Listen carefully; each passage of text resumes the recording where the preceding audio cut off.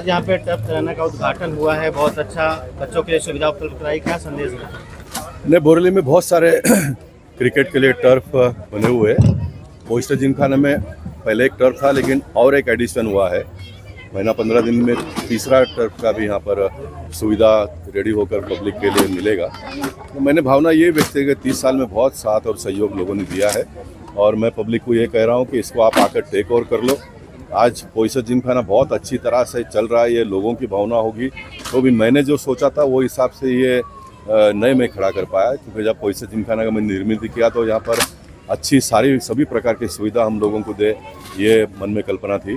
अब हमारे सांसद पीयूष गोयल जी ने परसों कमिश्नर साहब से बात करके यहाँ पर स्विमिंग पूल बने इस प्रकार की विषय रखा, तो कमिश्नर ने कहा कि तुरंत हम व्यवस्था करेंगे उसका। लेकिन मैं कहता हूँ कि हमको यहाँ पर कोई स्विमिंग पूल वगैरह बनाना ही नहीं है, क्योंकि स्विमिंग पूल अगर बनाना है तो फिर उसके चार्जेस है वो लेने पड़ेंगे। आज ये सब मुफ्त में सबको देने का जो सिलसिला शुरू हुआ है, ये हम 2 रुपया ले रहे हैं, उसके बारे में भी लोग कुछ कमेंट कर रहे हैं। पब्लिक नहीं कमेंट कर रही है। पब्लिक तो ये कहते हैं कि 2 रुपये में क्या होता है साहब, 5 रुपये ले लो। लेकिन साथ में काम करने वाले लोगों को ये सब खराब लगता है। मैंने अपने जीवन में गरीबी में भूखा रहकर भी यहाँ तक पहुँचा हूँ, तो मैं हमेशा ये सोचता कि हम जनता को कुछ दे, जनता से हम कुछ ले, ये मेरी सोच कभी भी रही नहीं। मैं 33 साल जनप्रतिनिधि के नाते काम करते हुए कभी 6 आधा डजन बुक किसी को मुफ्त में बांटा नहीं। कोई बांटते उनके कार्यक्रम में मैं गया, लेकिन जनता ने मुझे हमेशा भर भर कर वोट दिया है। मैंने कभी भी मुफ्त में किसी को कुछ नहीं दिया, लेकिन प्रामाणिकता से जो मैंने काम करना है वो मैंने पूरा किया।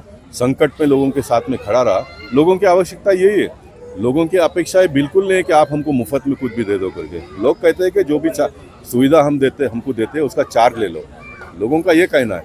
इसलिए कल स्विमिंग पूल बनाएंगे तो उसका चार्ज लेना पड़ेगा, कोचेस रखना पड़ेगा, खर्चा आएगा उसका।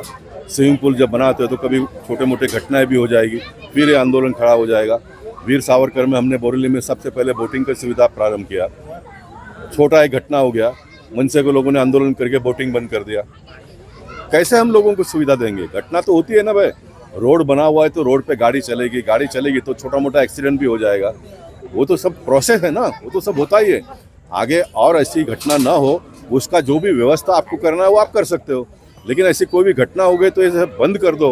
ये मानसिकता में हम कैसा देश को आगे बढ़ाएंगे, समाज को सुविधा कैसा देंगे? तो मैं दुखी हूँ। तो मैं मानता हूँ कि मैं ना तो वीर सावरकर में स्विमिंग पूल बनाने के मूड में हूँ, ना ओइस्टर जिमखाना में स्विमिंग पूल बनाने के मूड में हूँ।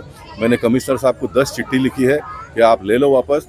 क्यों मेरे पैसे बोरेली के लोगों ने भी 2 रुपये देना चाहिए? जब दुनिया भर में आप मुफ्त में सबको सर्विस देते हो तो यहाँ के लोगों ने भी 2 रुपये क्यों देना चाहिए? मेरा ये दूसरा मुद्दा है। इसलिए मैं सोचता हूँ कि 25 साल ओइस्टर जिमखाना का सफ़र पूरा हो गया, तो इसको कहीं